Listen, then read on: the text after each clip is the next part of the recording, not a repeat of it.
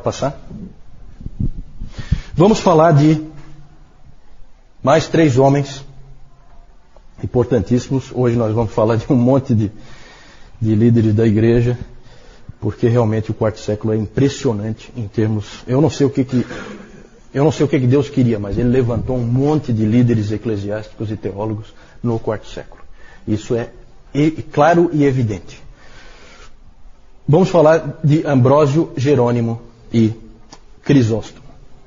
Eu só queria então mostrar isso para vocês. Eu estou insistindo muito nisso, mas eu queria que vocês visualizassem.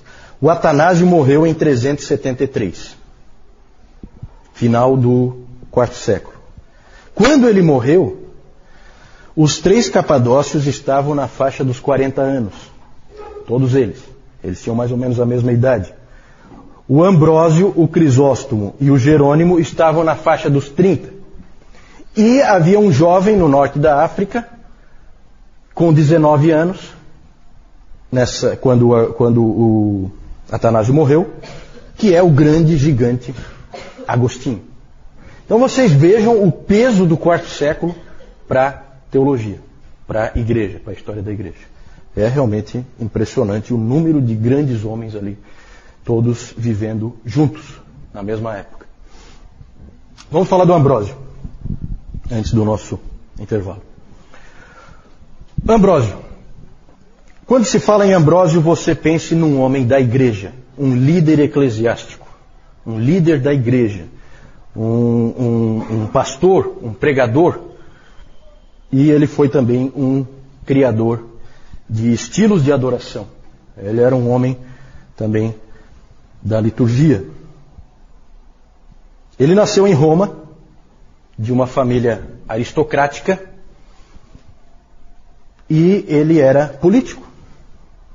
Ele começou cedo na vida política e ele foi governador do norte da Itália.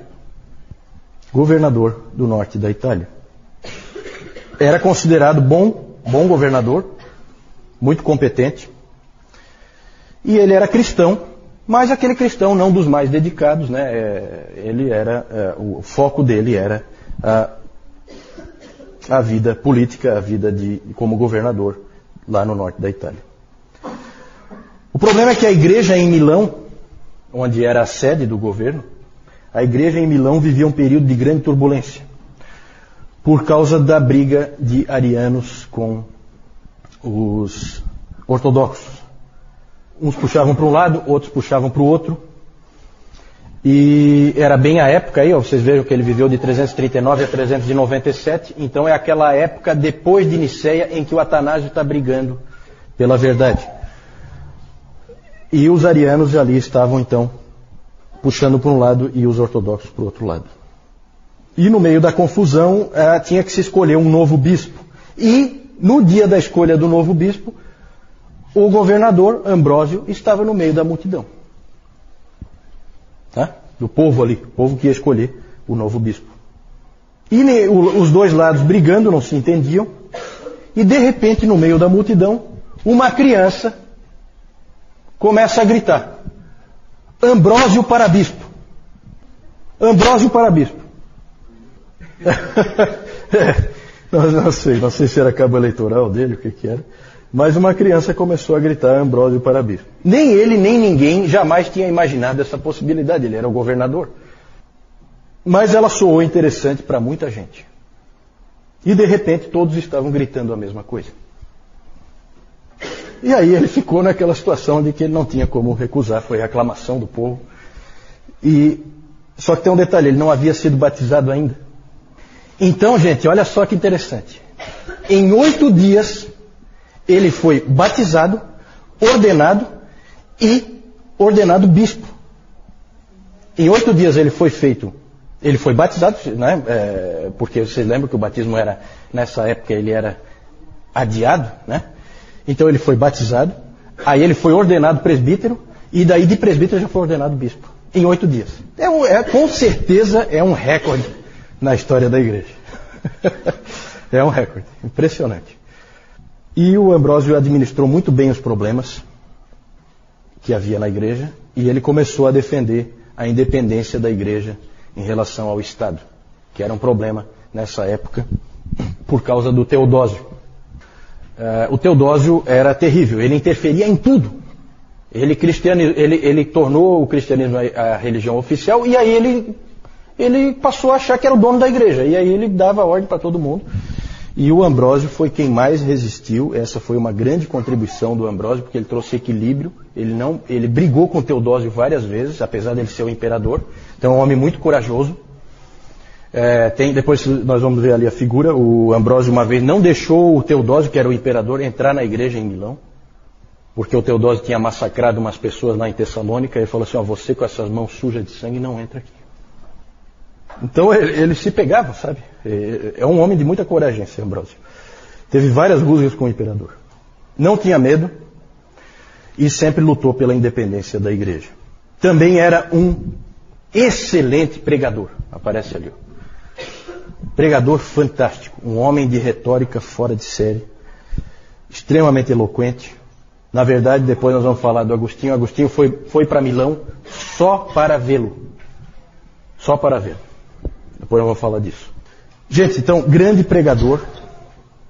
E o mais interessante é que de todos os pais da igreja que nós vimos até agora, ninguém chegou tão perto até agora da doutrina da graça. Esse Ambrósio chegou muito perto de entender a doutrina da graça.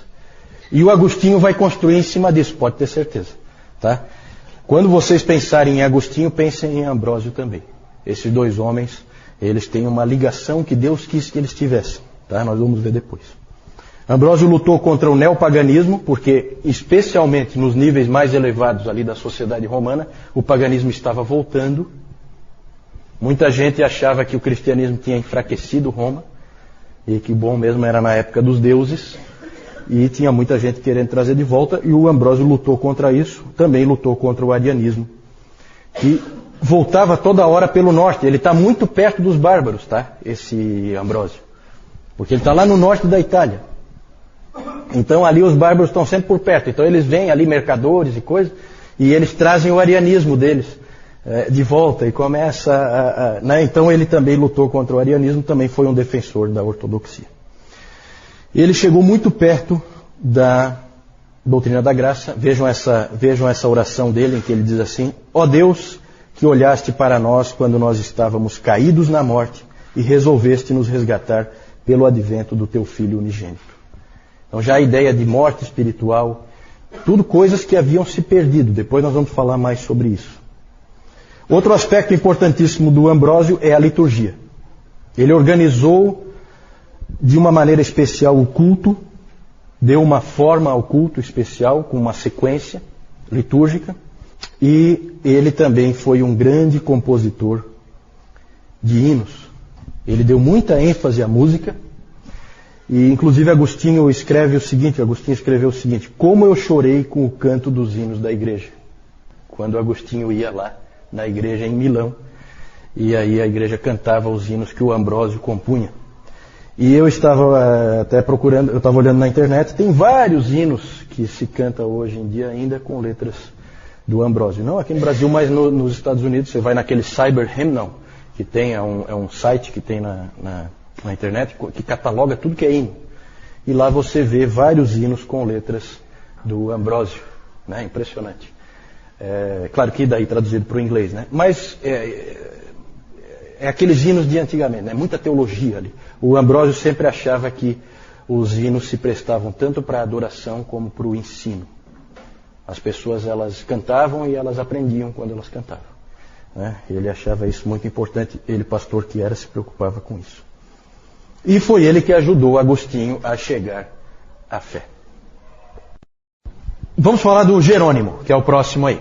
Depois nós vamos voltar a falar do Ambrósio ainda, porque nós vamos falar do Agostinho, tá? E, como eu disse, Ambrósio e Agostinho estão ligados.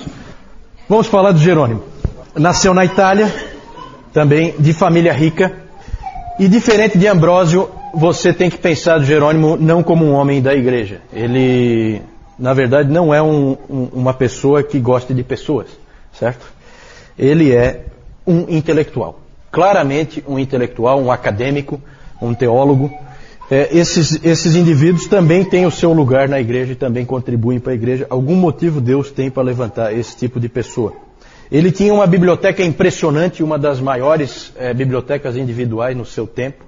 Ele comprava e colecionava tudo que era livro, comprava todos os livros que ele podia comprar. Adorava ler o Cícero. Parece que todos eles gostavam de ler esse tal de Cícero, né? Acho que eu vou ter que ler esse tal de Cícero também. O Cícero quando se fala em Cícero, é filosofia, tá? Esse Cícero, ele escreve filosofia grega. E ele gostava muito de ler o Cícero, até tem uma história interessante, porque apesar do Clemente e do Orígenes, vocês lembram quando eles falaram sobre a filosofia grega, eles disseram que não tinha problema nenhum em você ler essas coisas, que é bom. Lembra que nós falamos sobre isso quando a gente falou de cristianismo e cultura? Mas o Jerônimo se sentia culpado quando ele lia o Cícero. E ele se sentia muito culpado e tal, porque aquilo não era um escrito pagão, na verdade. E então ele se sentia culpado. E uma noite ele teve um sonho em que ele foi colocado diante de Jesus Cristo. E aí Jesus Cristo disse que, você não é cristão, porque você lê Cícero. E aí aquilo marcou ele profundamente, aquele sonho. Tem mais detalhes aí que eu não vou entrar agora, mas aí aquilo marcou ele profundamente. Dali para frente, então, toda vez que ele tinha vontade de ler o Cícero, ele então lia a Bíblia um monte para compensar. Né? Como é o ser humano, né? O ser humano é sempre a mesma coisa. Fazia uma compensação. Então ele lia um pouquinho do Cícero, e aí ele lia um monte da palavra e tal, para compensar. E ele queria muito deixar de ler o Cícero, não precisar mais ler o Cícero. Ele era viciado em Cícero. E aí ele acabou, nunca conseguiu parar de ler, e alguém uma vez disse para ele assim, mas você está lendo Cícero? Sim, mas e o teu sonho? Aí ele olhou assim e falou, bom, você sabe, né? A gente não pode dar importância demais para sonhos. Então ele acabou cedendo, né? A maior obra de Jerônimo, com certeza, quem é que sabe? Alguém sabe? Qual é a grande obra de Jerônimo? Ninguém? Tradução da Bíblia pro latim. Como é que é o nome dessa? A Vulgata Latina, exatamente, a Vulgata Latina. Essa é a grande obra dele, trabalhou 22 anos nisso, porque é interessante que ele sabia muito bem, fluentemente, o latim, o grego, que era comum, né, saber essas línguas. Todos os indivíduos que escreviam nessa época no Ocidente sabiam o latim e o grego, e no Oriente sabiam o grego. E o interessante é que ele, uma coisa que não era comum nessa época, ele conhecia também o hebraico. Então ele foi capaz de traduzir diretamente do hebraico o Velho Testamento. E o interessante é que o Jerônimo incluiu só os 39 livros canônicos. Ele não incluiu os outros, ele considerava os outros não canônicos. E isso é muito interessante porque a Vulgata Latina é a Bíblia oficial da Igreja Católica. Só que o Jerônimo não aceitava nenhum outro livro que não fossem os 39. Outro aspecto interessante, e que é um pouco irônico, é que a Vulgata, depois na história da Igreja, acabou sendo uma prisão da palavra. Por quê? Porque o catolicismo romano, ele aprisionou a palavra no latim, certo? O meu pai pegou ainda, né, a missa em latim, que é uma coisa recente dentro da história. Então o latim é a língua divina, vamos dizer assim, certo? Só um minutinho, só que o Jerônimo, o que nós temos que ter em mente é o seguinte, não vamos culpar o Jerônimo por isso. Porque quando o Jerônimo fez a tradução dele, ele estava traduzindo para a língua do povo. E nisso ele é um protestante, e não um católico romano. Ele está pondo a Bíblia na mão do povo, certo? Então não vamos culpar o Jerônimo pelo aprisionamento posterior que a Igreja Católica Romana fez da palavra dentro da Vulgata. O Jerônimo também escreveu muitos comentários da Bíblia. O Agostinho escreveu para o Jerônimo, escreveu uma carta para o Jerônimo dizendo assim: eu te agradeço pelos teus escritos, porque Deus deu alguém como você para você mesmo, para mim e para toda a igreja. Isso Agostinho escreveu para o Jerônimo, apesar dos dois terem brigas seríssimas, discussões seríssimas. Por quê? Porque o Jerônimo é um sujeito absolutamente intratável. Ninguém suportava o Jerônimo, certo? Ele não era uma pessoa fácil. Temperamento terrivelmente difícil, ele ofendia-se com qualquer coisa. Podia facilmente humilhar as pessoas que não concordavam com ele, e humilhava mesmo. E também as pessoas que ele considerasse pouco inteligentes. Ele humilhava mesmo. Então, uma pessoa daquela desagradável realmente. Desagradável. Itália, ele é italiano. Mas ele foi depois, ele é respeitado tanto no Ocidente como no Oriente. Porque no Oriente ele foi para Belém, né? Ele se estabeleceu mais tarde como monge em Belém. É interessante isso aí. Nós não temos tempo para entrar em detalhes disso aí, tá, gente? A gente sempre coloca aqui um resuminho com alguns aspectos que a gente considera interessantes e importantes. Foi um grande intelectual e também foi um monge. Só que ele foi um monge diferente dos beneditinos, porque os beneditinos suavam a camisa uma barbaridade, tinha que ter uma disciplina tremenda. Ele era um monge que queria sossego. Então ele foi para Belém se isolar para poder escrever, para poder fazer o trabalho dele. Nada desse negócio de ter muito horário, que nem os beneditinos, e ficar trabalhando no pesado. Isso aí não era com ele, não. Tá? Como monge, ele começou a escrever cada vez mais sobre o celibato. Esse é um indivíduo importante na influência sobre o catolicismo romano quanto a caráter superior do celibato em relação ao casamento. Ele cada vez escreve... Bom, um indivíduo desse nem tinha condição de casar mesmo, né? Porque quem é que ia casar com um sujeito desse? Nessa época havia um crescente interesse no celibato e na virgindade e dentro da igreja, e o Jerônimo influenciou muito isso. Com ele ficou isso ainda mais forte.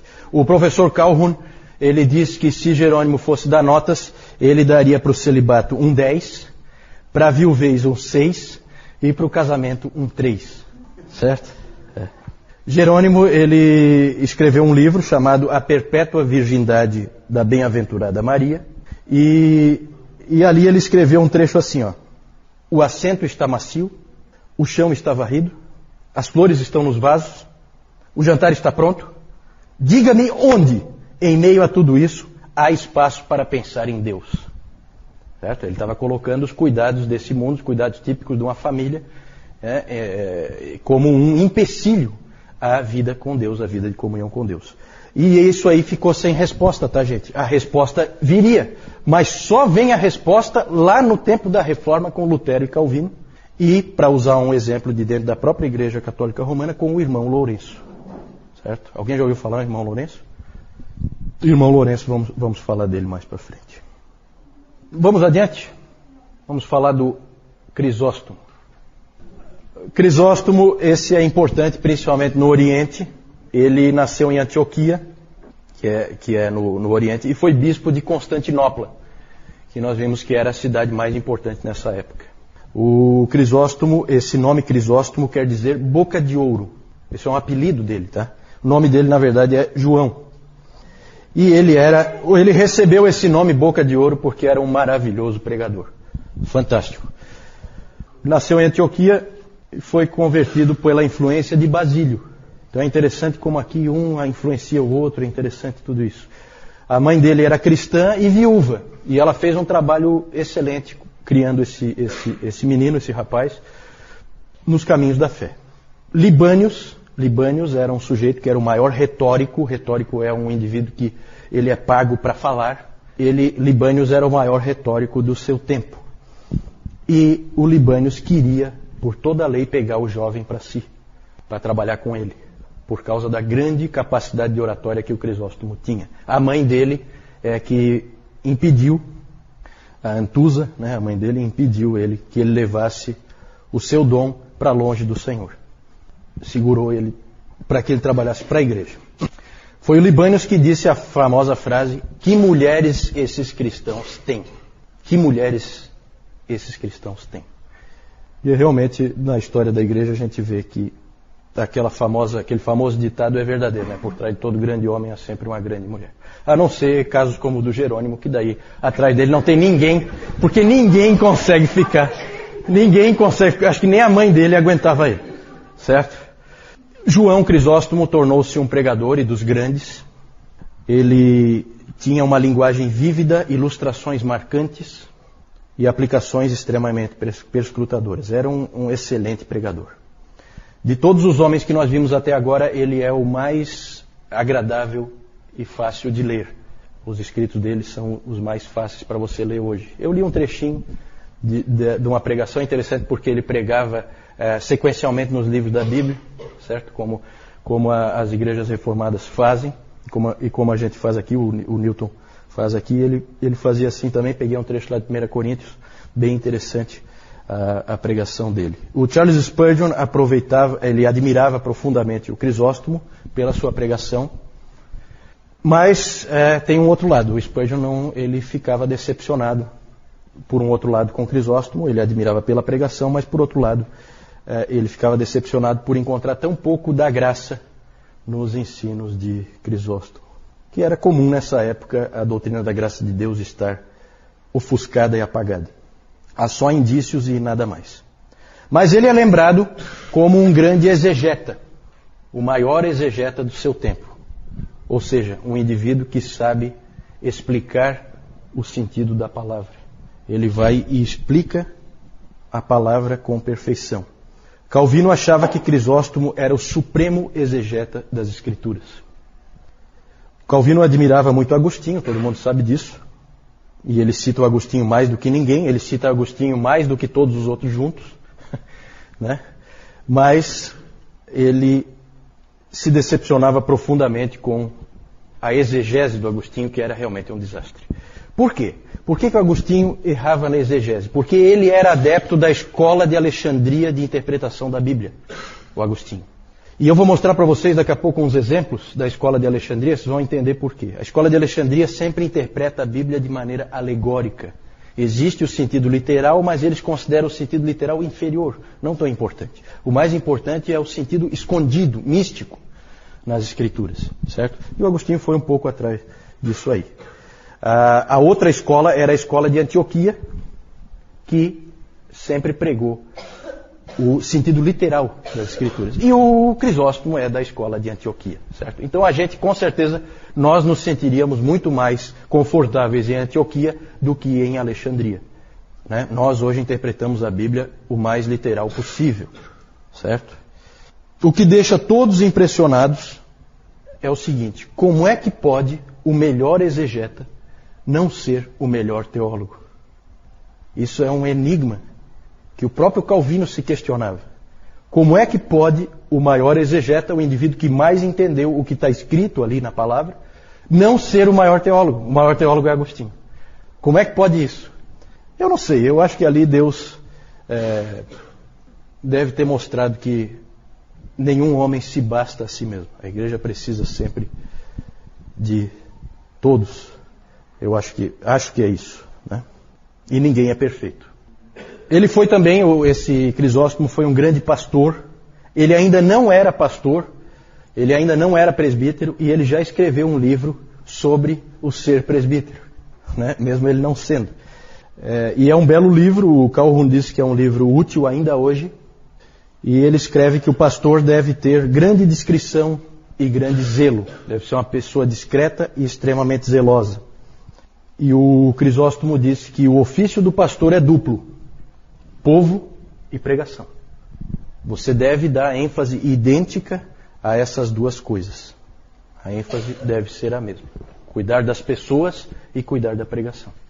Certo? Aí então nós vemos aquele quadro ali, é o Ambrósio recusando a entrada do Teodósio. Não vai entrar na igreja de jeito nenhum.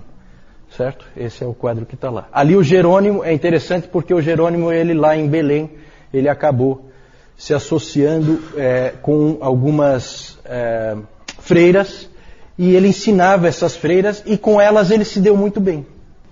Que é uma coisa que surpreendeu todo mundo, porque ele não se dava bem com ninguém. Certo?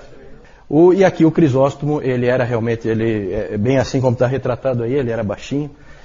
É engraçado quantos grandes pregadores eram realmente tampinhas, né? Dr. Lloyd Jones eu acho que era desse tamanho, assim, né? E é um pregador fantástico, segundo John Piper, o maior pregador do século XX. Gente, eu quero mostrar só para vocês a interpretação alegórica, tá? O grande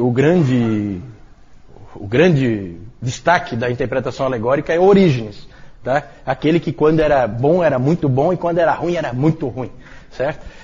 E aqui eu quero mostrar para vocês uns exemplos. O Orígenes, ele dizia que a interpretação das Escrituras é em 3 níveis, que correspondem às 3 partes do ser humano. Tudo isso aí ele tirou da filosofia, tá?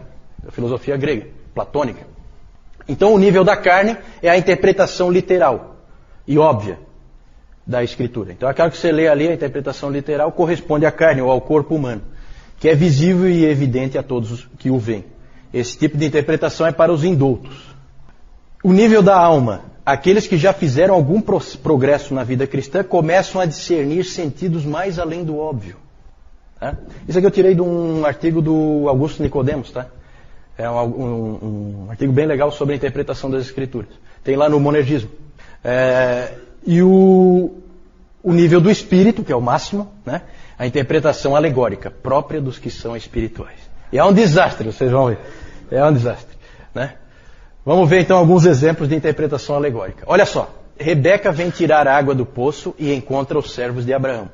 Gênesis 24. O que isso significa? Significa que diariamente devemos vir aos poços da Escritura para ali nos encontrarmos com Cristo. Era isso que o texto queria dizer, certo? Faraó mandando matar os meninos e preservando as meninas hebreias.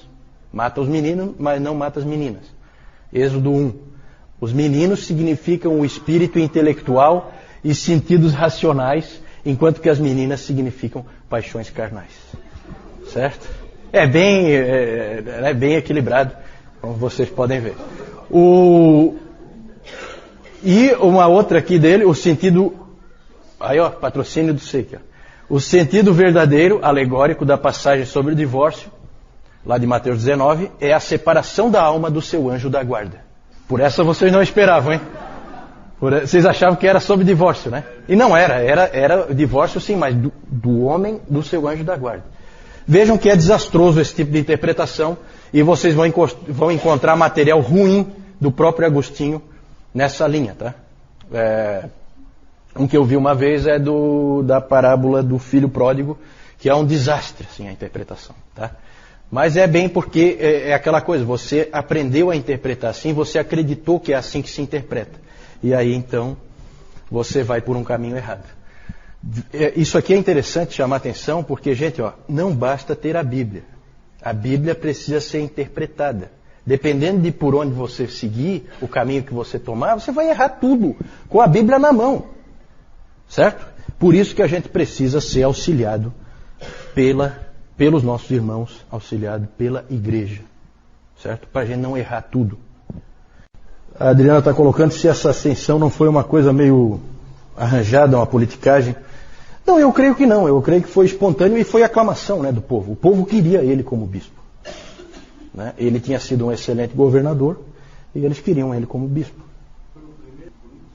Não, ele na verdade deixou de ser governador em função de se tornar bispo. Né? Ele passou a ser só um bispo. Tá? Inclusive ele lutou pela independência da igreja do poder político. Né?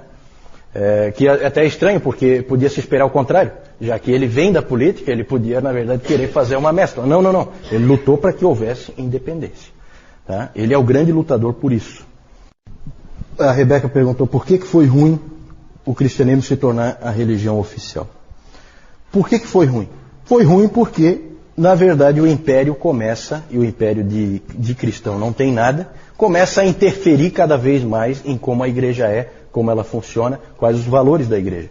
Lembra que nós vimos no domingo passado como já mudou quando Constantino começou a apoiar o cristianismo. De repente tinha luxo, tinha poder, coisas que a igreja nunca imaginou. A igreja tem como seu senhor um carpinteiro de Nazaré. Então aquilo ali, quanto mais a igreja se aproximar do Estado, pior é. Porque começa a acontecer, inclusive isso que a Adriana falou antes, começa a acontecer politicagem, e vai acontecer muito realmente, né? Então o líder político vai acabar nomeando os bispos nas igrejas. Isso vai acontecer direto na Idade Média. Direto. Então é por isso que é ruim. É ruim. Né? Sempre é ruim a mescla da igreja com o Estado, porque a igreja perde a sua pureza. Principalmente por isso. Sim. Os apócrifos foram incluídos na Bíblia Católica Romana no Concílio de Trento, em 1543, eu acho. 7. Eles foram incluídos na Bíblia Católica naquela ocasião, mas eles já existiam desde a época do Jerônimo. São livros antigos, tá? Não, é porque nessa época o cânon não estava estabelecido com clareza, ainda havia discussões a respeito do cânon, certo? Então o Jerônimo, ele tem a visão dele do cânon. Para ele eram os 39. Para ele eram os 39. No Novo Testamento aí havia ainda uma certa divergência. Depois ele acabou aceitando, evidentemente. Ele traduziu o antigo, do hebraico, a Vulgata Latina, ele traduziu do hebraico para o latim. Certo? Não, o novo ele já era de uso corrente, não precisava de tradução, porque ele já, na verdade, ele já era nas línguas que as pessoas usavam, né? Porque ele foi escrito em grego, né? E todo mundo falava grego nessa época, certo? Então, né? Eu não sei se ele traduziu alguma coisa do Novo Testamento para o latim, pode ser. Aí eu não sei. Na verdade, nessa época, aí eu quero só fazer uma observação, não é que é a primeira tradução do Velho Testamento para o latim. Tá? Só que é a melhor. Já tinha outras traduções, só que com pouca qualidade e sempre traduções que vinham da Septuaginta. Então era traduzido do grego, não do original, era traduzido do grego para o latim.